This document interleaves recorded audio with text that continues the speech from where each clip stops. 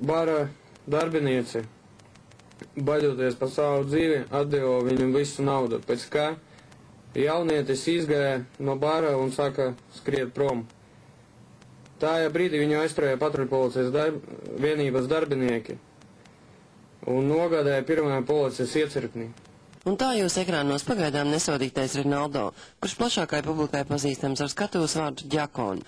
Jāteic, policijas iecirknī Rinaldo uzvedās visai neordināri.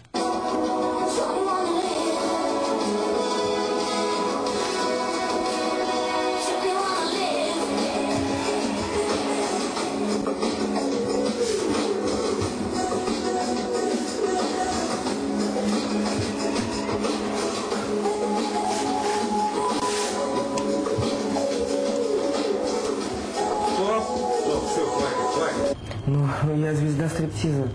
Да. Потому что Маленькая звездочка. Я девушка, и прежде всего русская богиня в мужском теле. Все. Я вставляю себе в грудь и считаюсь гермафродитом. Komentāri šeit šķiet lieki. Kāpēc uzbrucis bārmenē striptīzes